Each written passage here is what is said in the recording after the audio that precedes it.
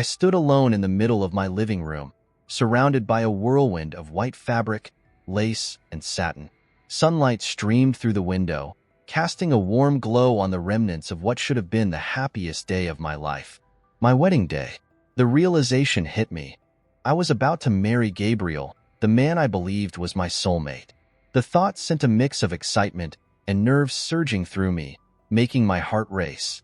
We had shared countless moments, endless laughter, and dreams of a future together that felt so bright, so close.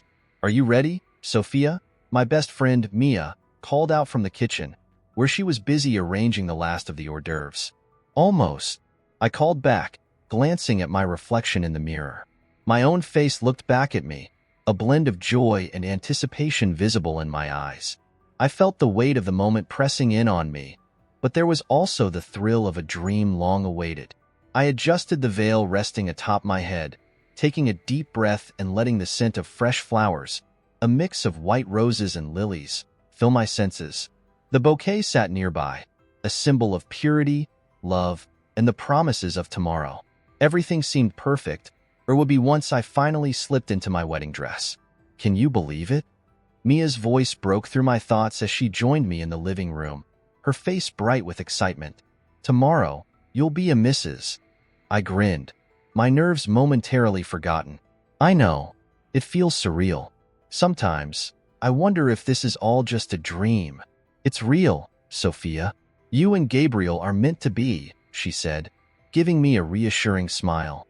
As I slipped into my dress, the soft fabric hugging my form, I couldn't help but picture Gabriel at the altar, his eyes full of love as he gazed at me. Just the thought made my heart flutter with anticipation. That evening, I found myself restless, unable to shake off the excitement and nerves. I paced around the apartment, checking every last detail, each invitation card neatly stacked, the seating arranged, the cake delivery scheduled. Everything was ready, and yet, my heart refused to settle. "Maybe I should text Gabriel," I muttered, holding my phone as if it held all the answers. "Why not?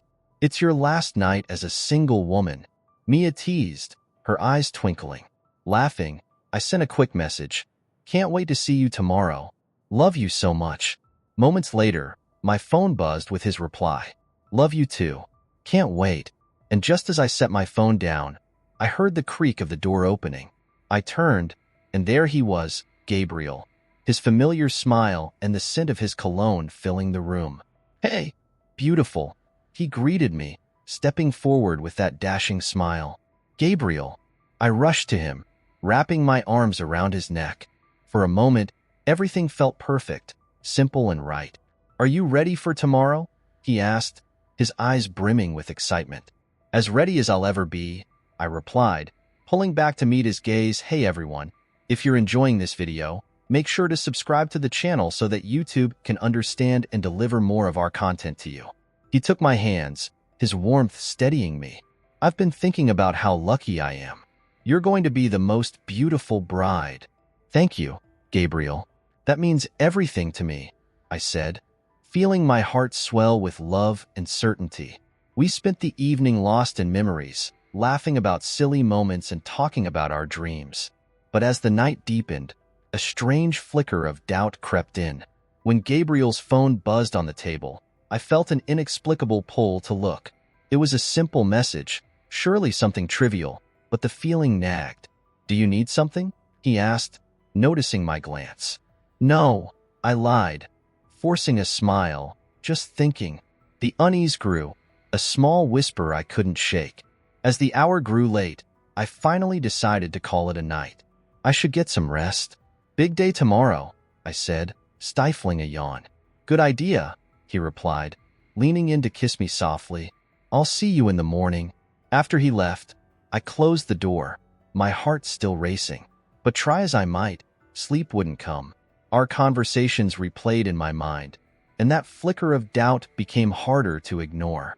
Finally, unable to resist, I reached for Gabriel's phone, still lying on the table. It was unlocked. My heart thundered as I scrolled through his messages, expecting a loving note or a sweet surprise. Instead, I found something far more disturbing. In a chat with someone named Mark, phrases leapt out at me. profit, cash flow, transfer.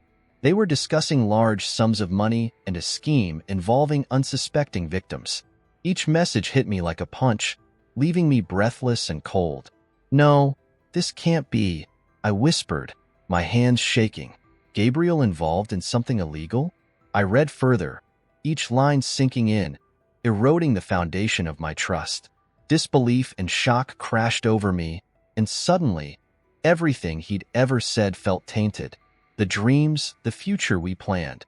It all unraveled in that moment, leaving only betrayal and doubt. I couldn't wait until morning. The thought was unbearable. Throwing on a coat, I rushed out into the night, my heart pounding with hurt and determination. When I reached his apartment, I banged on the door, relentless. "Gabriel, open up." He appeared, surprise coloring his face. "Sophia, what's wrong? I need to talk to you. Now," I demanded, pushing past him into the living room. He followed, worry creasing his brow. "What's going on? You look pale." "Pale? You think I look pale?" I snapped, fury bubbling up. "I just found out you've been lying to me." "What are you talking about?" he asked, his face feigning confusion. I shoved his phone toward him. You're involved in a financial scam. Gabriel, how could you?" His expression shifted, from confused to defensive. "Sophia, let me explain." "No, you listen to me." My voice trembled with anger and hurt. "You've been lying, living a double life, and I was too blind to see it." He stepped closer, his tone softening, almost manipulative. "Sophia, it's not what you think. Not what I think. You're stealing from people, deceiving everyone, including me." He ran a hand through his hair, frustration tightening his features. "I didn't want you to worry. I thought I could handle it." "Handle it? By cheating innocent people? You've ruined everything, Gabriel. Our love, our future. It's all a lie." Tears pricked at the edges of my eyes, but I held them back. I wouldn't give him the satisfaction of seeing me break. "Sophia, please, let's talk this through. We can work it out," he pleaded, stepping closer. I stood alone in the center of my living room, surrounded by a whirlwind of white fabric, lace, and satin. Sunlight streamed through the window, casting a warm glow over the remnants of what should have been the happiest day of my life, my wedding day. The reality hit me. I was about to marry Gabriel, the man I believed to be my soulmate. The thought filled me with a mix of excitement and nervousness, making my heart race. We had shared countless moments, endless laughter, and dreams of a bright, promising future together. "Are you ready, Sophia?" My best friend Mia called from the kitchen, busy arranging the last of the hors d'oeuvres. "Almost," I replied, glancing in the mirror. My reflection stared back, a mixture of joy and anticipation lighting up my face. I felt the weight of the moment, but also the thrill of a dream finally coming true. I adjusted the veil resting atop my head and took a deep breath, letting the scent of fresh flowers, white roses and lilies, fill my senses. The bouquet sat nearby, a symbol of purity, love, and the promises of tomorrow. Everything seemed perfect, or it would be once I slipped into my wedding dress. "Can you believe it?" Mia's voice broke through my thoughts as she joined me in the living room, her face bright with excitement. "Tomorrow, you'll be a Mrs." I grinned, my nerves momentarily forgotten. "I know. It feels surreal. Sometimes, I wonder if this is all just a dream." "It's real, Sophia. You and Gabriel are meant to be," she said, offering a comforting smile. As I slipped into my dress, the soft fabric hugging my form, I couldn't help but picture Gabriel at the altar, his eyes full of love as he looked at me. Just the thought made my heart flutter. That evening, I felt restless, the excitement and nerves swirling within me. I paced around the apartment, checking every last detail. The invitation card stacked neatly, seating arranged, the cake delivery scheduled. Everything was ready, yet my heart refused to settle. "Maybe I should text Gabriel," I muttered, holding my phone as if it held the answers. "Why not? It's your last night as a single woman," Mia teased, her eyes twinkling. Laughing, I typed a quick message. "Can't wait to see you tomorrow. Love you so much." Moments later, my phone buzzed with his reply. "Love you too. Can't wait." Just as I set my phone down, I heard the door creak open. I turned, and there he was, Gabriel, with that familiar smile and the scent of his cologne filling the room. "Hey, beautiful," he greeted me, stepping forward with that dashing smile. "Gabriel." I rushed to him, wrapping my arms around his neck. For a moment, everything felt simple and perfect. "Are you ready for tomorrow?" he asked, his eyes brimming with excitement. "As ready as I'll ever be," I replied, pulling back to meet his gaze. He took my hands, his warmth steadying me. "I've been thinking about how lucky I am. You're going to be the most beautiful bride." "Thank you, Gabriel. That means everything to me," I said, feeling my heart swell with love. We spent the evening reminiscing, laughing about silly moments and talking about our dreams. But as the night wore on, a strange flicker of doubt crept in. When Gabriel's phone buzzed on the table, I felt an inexplicable pull to look. It was just a simple message, surely something trivial, but the feeling nagged at me. "Do you need something?" he asked, noticing my glance. "No," I lied, forcing a smile, just thinking. The unease grew, a whisper I couldn't ignore. When it was finally time to call it a night, I stifled a yawn and said, "I should get some rest. Big day tomorrow." "Good idea," he replied, leaning in to kiss me gently. "I'll see you in the morning." After he left, I closed the door, my heart still racing. But sleep refused to come. Our conversations replayed in my mind, and that flicker of doubt grew harder to ignore. Finally, unable to resist, I reached for Gabriel's phone, still lying on the table. It was unlocked. My heart thundered as I scrolled through his messages, expecting a loving note or a sweet surprise. Instead, I found something far more disturbing. In a chat with someone named Mark, phrases leapt out at me. Profit, cash flow, transfer. They were discussing large sums of money and a scheme involving unsuspecting victims. Each word felt like a punch, leaving me breathless and cold. "No, this can't be," I whispered, my hands shaking. "Gabriel, involved in something illegal?" I read further, each line sinking in, eroding the foundation of my trust. Disbelief and shock washed over me, and suddenly, everything he'd ever said felt tainted. The dreams, the future we planned. It all unraveled in that moment, leaving only betrayal and doubt. I couldn't wait until morning. The thought was unbearable. Throwing on a coat, I rushed out into the night, my heart pounding with hurt and determination. When I reached his apartment, I banged on the door, relentless. "Gabriel, open up." He appeared, surprise coloring his face. "Sophia, what's wrong? I need to talk to you." "Now," I demanded, pushing past him into the living room.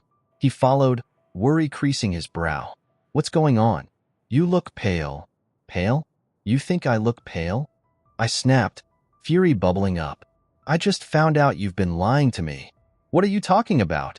he asked, feigning confusion. I shoved his phone toward him. You're involved in a financial scam. Gabriel, how could you?" His expression shifted from confused to defensive. "Sophia, let me explain." "No, you listen to me." My voice trembled with anger and hurt. "You've been lying, living a double life, and I was too blind to see it." He stepped closer, his tone softening, almost manipulative. "Sophia, it's not what you think. Not what I think. You're stealing from people, deceiving everyone, including me." He ran a hand through his hair, frustration tightening his features. "I didn't want you to worry. I thought I could handle it." "Handle it? By cheating innocent people? You've ruined everything, Gabriel. Our love, our future. It's all a lie." Tears pricked at the edges of my eyes, but I held them back. I wouldn't give him the satisfaction of seeing me break. "No, Gabriel," I shouted, my voice breaking. "This isn't something we can just work through. You've shattered my trust." In that moment, a clarity washed over me. I had always believed that love could conquer all, but that was a naive thought. Trust, respect, and honesty were the true foundations of any relationship. Without another word, I turned and walked toward the door. "Wait, Sophia, don't go. Please." I paused, glancing back at him.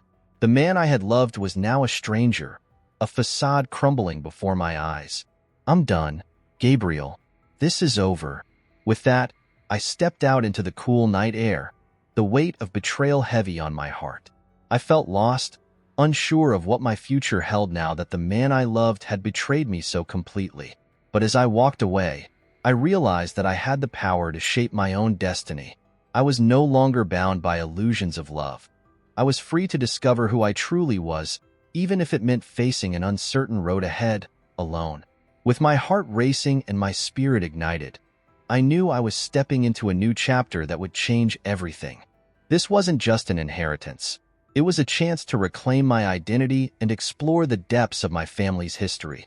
I was ready to uncover the secrets of Alvaro's past, and in doing so, perhaps I would also discover the path to my own future. As I stepped onto the grounds of my great-uncle Alvaro's estate, I felt a strange mix of trepidation and excitement. The mansion loomed before me, a grand yet weathered structure, whispering secrets of the past. Its once white walls had faded to a dull gray, while rusted wrought iron gates barely clung to their hinges. Wild vines crept up the walls, as if nature itself was reclaiming the space, slowly erasing the memories of a life once lived within. I glanced at Pedro, who stood beside me, his eyes wide with awe. "Can you believe this place?"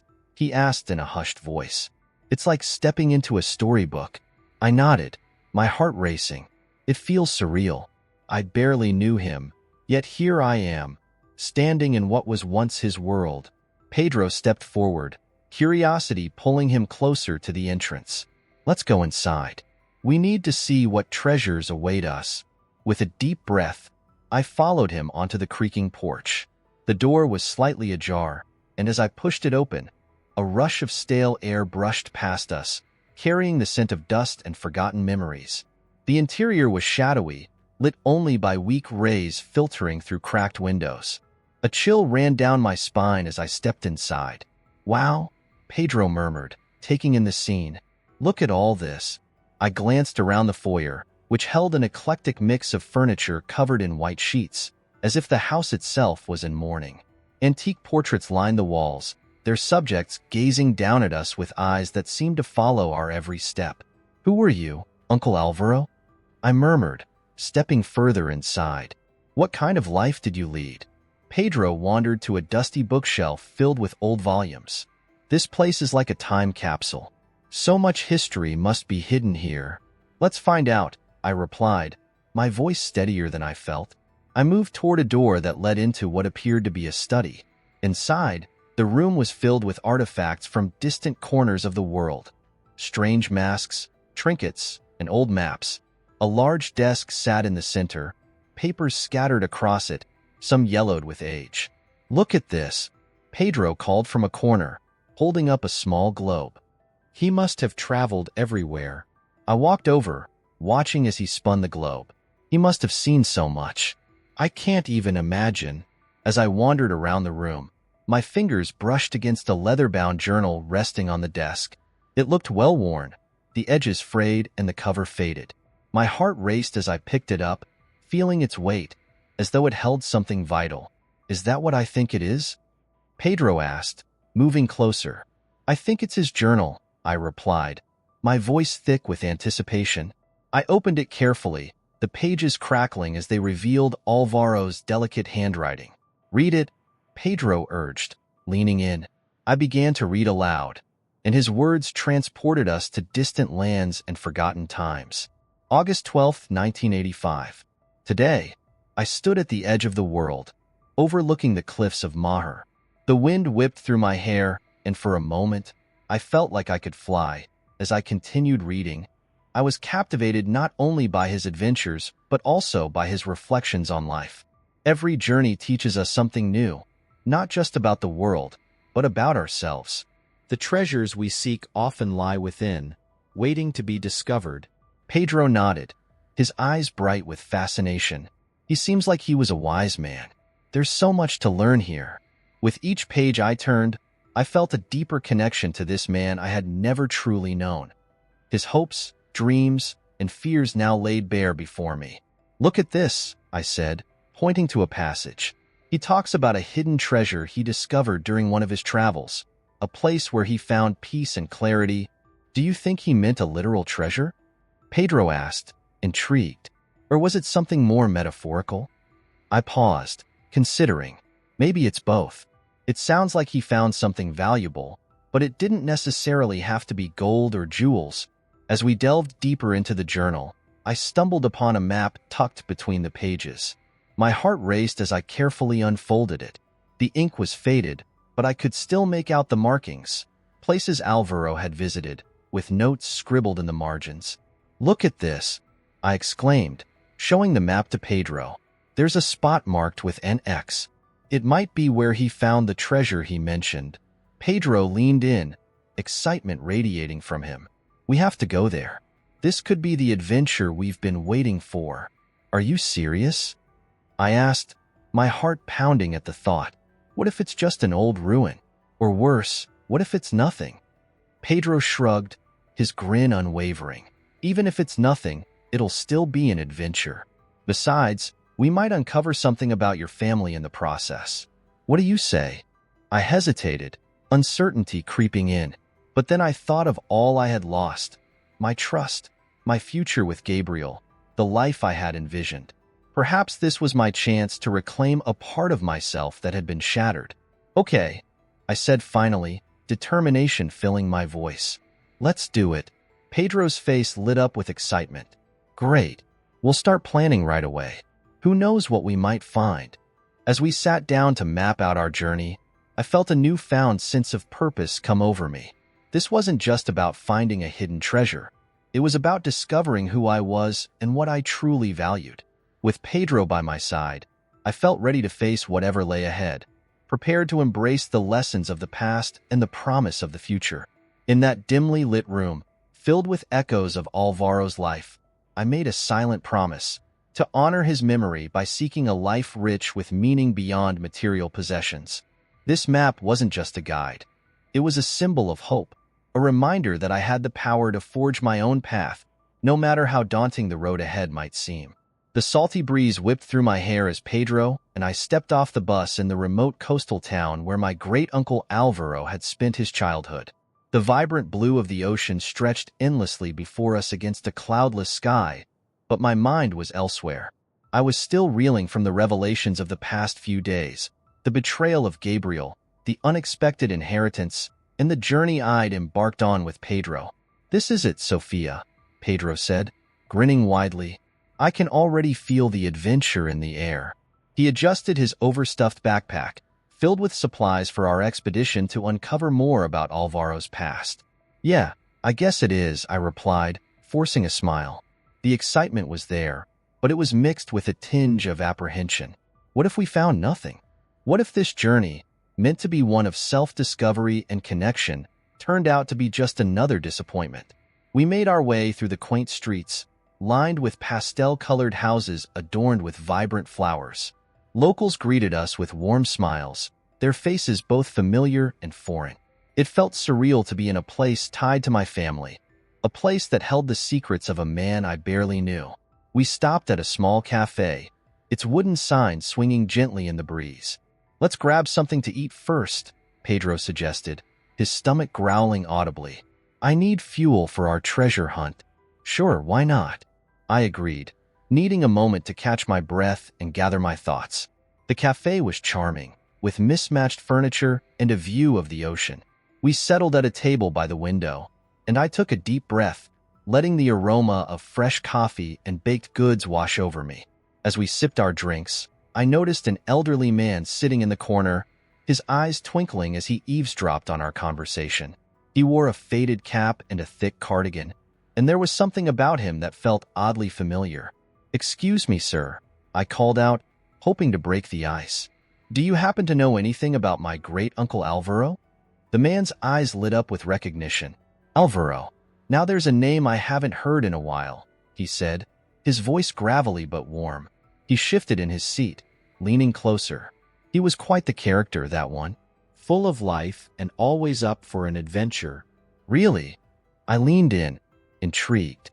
"What can you tell us about him?" The man chuckled softly. He'd often come down to this very cafe, always with a story to tell or some new project he was excited about. I remember he had a particular fondness for a cave just outside town. He'd disappear there for days, always returning with wild tales. A cave?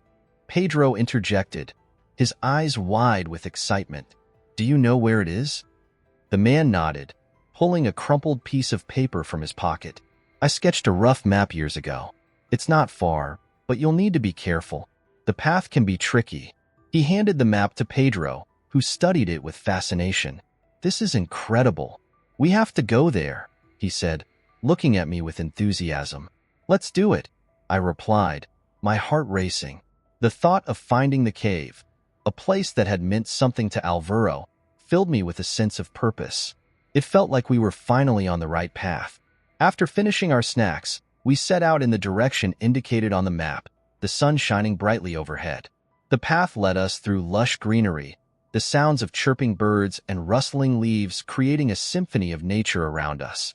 A sense of peace washed over me, something I hadn't felt in days. As we walked, Pedro shared stories from our childhood, memories that made me laugh and momentarily forget the heaviness in my heart. Remember that time we built a fort in your backyard? He said, chuckling. We thought we were invincible, armed with nothing but pillows and a few sticks. Of course, how could I forget? I laughed, picturing our little kingdom. We were so proud of it, even if it collapsed the second we tried to sit inside. Exactly, but we didn't care. We were just happy to be together, he said, his gaze softening as he looked at me. And look at us now, off on a real adventure. The path began to steepen, and I felt my legs burn with each step. But the thought of reaching the cave kept me going. Do you think Alvaro really hid treasure there? I asked, curiosity rising. Pedro shrugged. Who knows? But even if there's no treasure, learning more about him feels like a reward in itself. I nodded, taking his words to heart. This journey was about understanding, about connecting with my roots and discovering who I was beyond the heartbreak. After what felt like an eternity of climbing, we finally reached the mouth of the cave. It loomed before us, dark and mysterious. Are you ready for this? Pedro asked, his eyes sparkling with excitement. More than ever, I replied, my heart pounding with anticipation. We switched on our flashlights and stepped inside. The air was cool and damp, the sound of dripping water echoing off the stone walls. As we ventured deeper, the cave opened up into a larger chamber, and I couldn't help but marvel at the beauty around us. Stalactites hung from the ceiling like nature's chandeliers, and minerals glistened on the walls, reflecting the beams of our lights. Alvaro must have spent a lot of time here, I mused, running my fingers along the cool stone. It's incredible. Let's look for anything he might have left behind, Pedro suggested, scanning the area. We poked around, moving aside rocks and peering into crevices. After several minutes of searching, I spotted a small wooden box, partially buried in the dirt. My heart raced as I knelt down to examine it.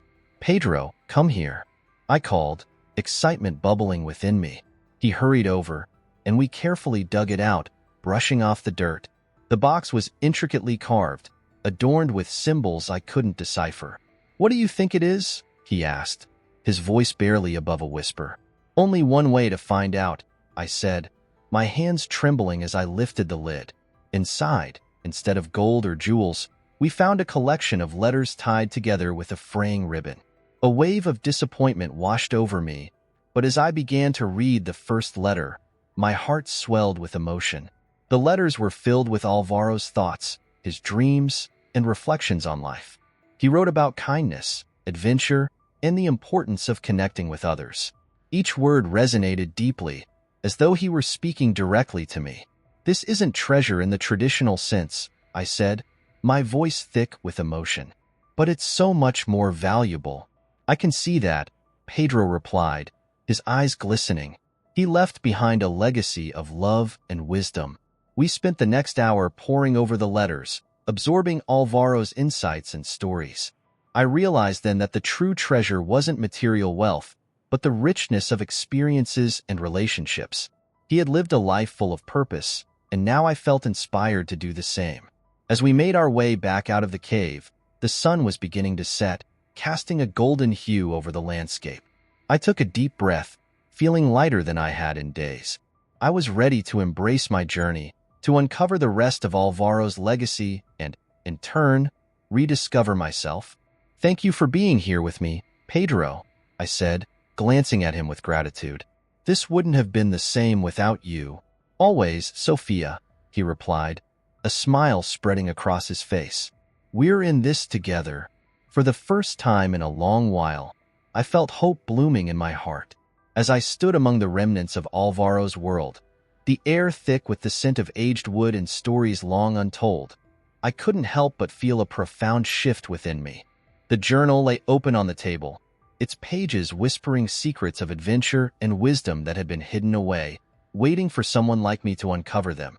I ran my fingers over the ink, the words resonating with my own tumultuous emotions. Alvaro's life had been a tapestry of experiences, woven with threads of kindness, resilience, and a longing for connection. "Can you believe this?"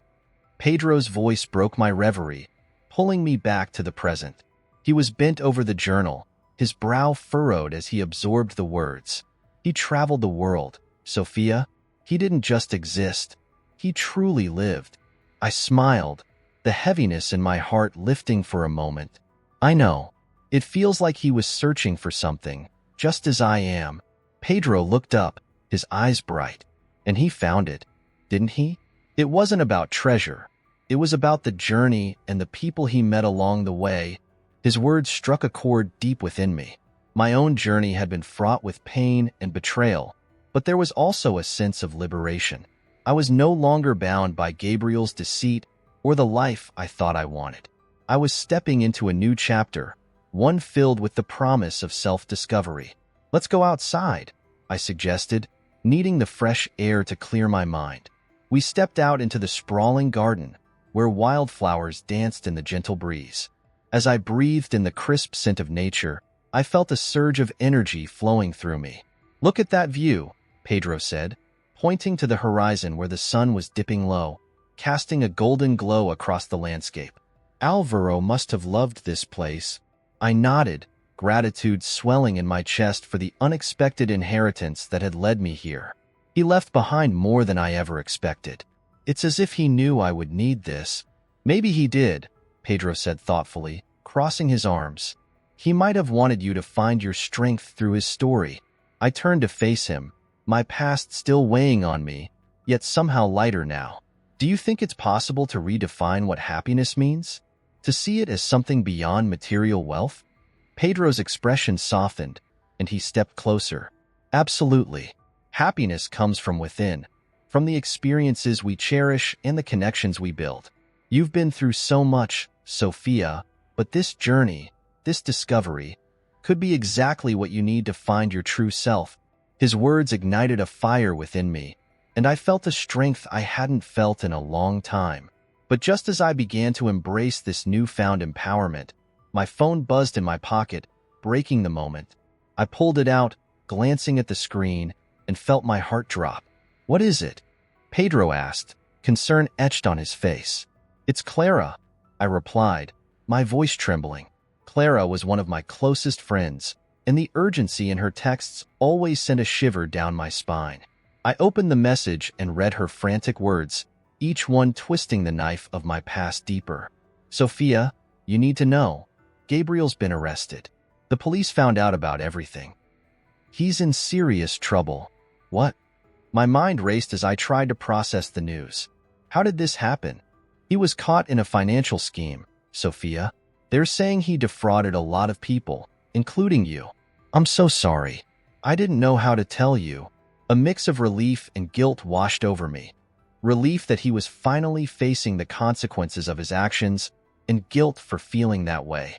"Clara, I don't even know what to feel right now." Pedro placed a comforting hand on my shoulder, grounding me. "It's okay to feel conflicted. You loved him, and it's natural to feel a sense of loss, even if he betrayed you." Taking a deep breath, I realized my emotions were tangled, like threads in a frayed tapestry. I can't believe he would do something like this. How could he drag me into his mess? Pedro's gaze was steady, his voice calm. You're not responsible for his choices. You've already broken free from that chapter of your life. This is about you moving forward. Moving forward, I repeated, the words resonating within me. What does that even look like? His eyes sparkled with conviction. It means embracing who you are and what you've learned. It means letting go of the past, no matter how painful. You're stronger than you know, Sophia. I nodded, feeling a new sense of clarity in the midst of the chaos. You're right. I can't let him keep holding power over me, even from afar. This is my chance to start anew. Just then, my phone buzzed again, this time with a call from Clara. I answered hesitantly, unsure of what to expect. Clara? Sophia, I'm so glad you picked up. Are you okay? Her voice was filled with concern. I'm processing it all. I just found out about Gabriel. I'm so sorry, but I thought you should know. He's facing serious charges, and from what I hear, he's not handling it well. They say he's been trying to reach out to you. Why would I want to talk to him? I said, anger bubbling up. He betrayed me, Clara. He stole from me and ruined my life. I know, but he's desperate. I just thought, maybe you'd want to hear what he has to say. You deserve closure. Closure, I scoffed, glancing at Pedro, who was watching me closely. What kind of closure could he possibly offer? I've already seen his true colors. I understand, but just think about it. You don't have to forgive him, but maybe hearing him out could help you move on completely. I felt torn, the weight of Clara's suggestion pressing down on me. I'll think about it, but right now, I need to focus on what's next for me. I can't keep looking back. Okay, just take care of yourself. I'm here if you need anything, Clara said softly before hanging up. I turned to Pedro, my heart still racing. What do you think? Should I even consider talking to him?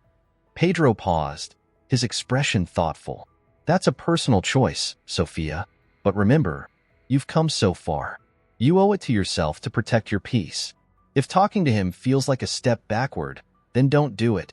Maybe you're right, I replied, my voice steadying.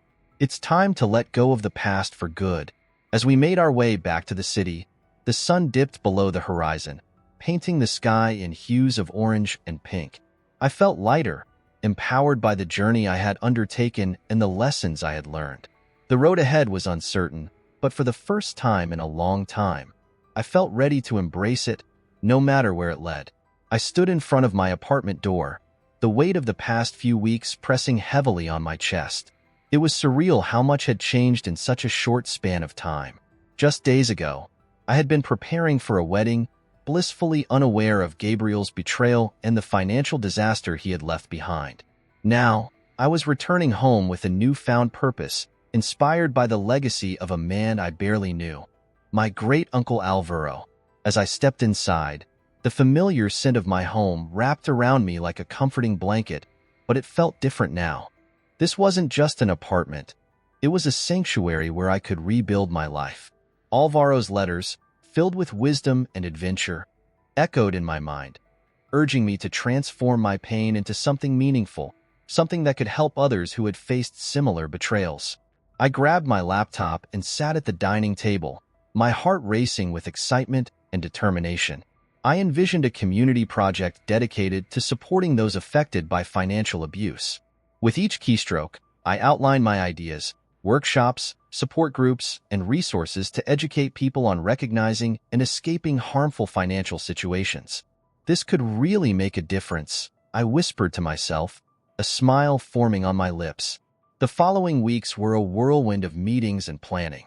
I reached out to local organizations and managed to secure a small space at the community center for our first workshop. The day finally arrived, and I was a bundle of nerves. What if nobody showed up? What if I failed? But deep down, I knew something had shifted. I was no longer the timid woman who had relied on Gabriel. I was Sophia, a survivor ready to fight for others. As I stood before a small group of eager faces, sunlight streamed through the windows, filling the room with a warm glow. Thank you all for being here, I began, my voice steady despite the flutter in my stomach. This project is close to my heart because I know how easy it is to fall into the trap of financial abuse. I want to share my story and help you find the strength to reclaim your lives.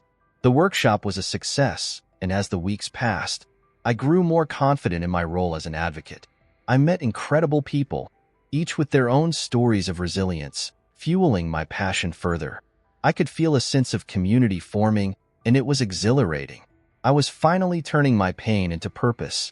But just when I thought I was on the right track, fate had other plans. One afternoon, as I was packing up after a session, I heard a familiar voice call my name.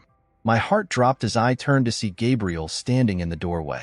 He looked disheveled, his once polished appearance replaced by a look of defeat. "Sophia," he said, his voice low and pleading. "Can we talk?" A surge of anger and hurt washed over me, but I took a deep breath, reminding myself of how far I had come. "What do you want, Gabriel?" I asked, my tone firm. I want to explain," he stammered, stepping closer. "I know I messed up. I was stupid and reckless. But I need you to know that I never meant to hurt you." I shook my head, my heart racing. "You don't get to come back and act as if everything is okay. You destroyed my trust, my life. How could you do that to me?" "I was scared," he admitted, running a hand through his hair in frustration. "I got caught up in something I couldn't control. I thought I could fix it, but it spiraled out of hand. I never wanted to drag you into it, and yet you did," I replied, crossing my arms defensively. "You took my money, my dreams, and now you think you can just walk back in here and ask for forgiveness? You don't get to rewrite what happened." His expression shifted, a flicker of desperation crossing his face. "I know I don't deserve your forgiveness, but I can't stop thinking about you, about us. I'll do anything to make it right." I looked at him, feeling a swirl of emotions. Part of me wanted to give in, to return to the comfort of what we had. But a stronger part of me realized that I had changed. I had found my voice, my strength. "You need to leave, Gabriel. I've moved on, and I won't let you drag me back into your chaos. I'm building something here, something that matters." He looked crushed, and for a brief moment, I felt a pang of sympathy. But then I remembered the countless nights I had spent crying, grappling with the betrayal that had shattered my world. "Goodbye, Gabriel," I said firmly, turning away from him, my heart pounding in my chest. As I packed up the last of my things, a sense of relief washed over me. I had stood my ground, and it felt liberating. I didn't need him anymore. I was my own person, with my own dreams and aspirations. A few days later, while I was deeply engrossed in planning the next workshop, Pedro called. "Hey, Sophia, can we meet? There's something I need to tell you," he said, his tone unusually serious. We agreed to meet at our favorite cafe. As I waited for him to arrive, a feeling of anticipation bubbled within me. Pedro had always been my rock, and I wondered what could be weighing so heavily on him. When he arrived, he looked nervous, his hands fidgeting with the strap of his bag. "Sophia," he began, sitting across from me, "there's something I've been meaning to say for a long time." I raised an eyebrow, curious. "What is it?" He took a deep breath, his gaze steadying on mine. "I've had feelings for you for as long as I can remember. I've watched you go through so much, and I've always wanted to be there for you. Not just as a friend, but as something more. I just didn't know how to tell you." My heart skipped a beat as his words settled in. I had always cherished our friendship, but I hadn't considered the possibility of something deeper. "Pedro, Wait," he interjected, holding up a hand. "I don't want to pressure you. I just needed you to know how I feel. You deserve someone who truly sees you, and I want to be that person for you." A rush of emotions washed over me. Surprise, warmth, and a flicker of hope. "Pedro, you've always been there for me." I can't deny that I felt a connection, especially now that I'm starting to find myself again. But I need to be sure that I'm not just seeking comfort after everything I've been through. He nodded, understanding. "Take your time. I'll be here, no matter what." In that moment, I realized that I had found something truly special in Pedro. He had been my friend through my darkest times, and now he was offering me a chance at something beautiful. As I looked into his eyes, I felt a warmth spreading through me, a sense of belonging I had longed for. "Maybe we could explore this together," I said softly, my heart racing. "I don't want to rush into anything, but I want you to know that I care about you." He smiled, a genuine warmth lighting up his eyes. That's all I needed to hear. We sat there for a while, talking and laughing, the weight of the past slowly lifting. I felt a sense of hope blossoming within me, realization that my journey was only just beginning. I had faced betrayal, but I had also found strength, purpose, and the promise of love. And for the first time in a long while, I felt truly excited about what lay ahead. And we've reached the end of another story. If you enjoyed it, leave a comment telling us what you thought about it, and make sure to subscribe to the channel so that YouTube understands that you liked it and recommends more videos to you.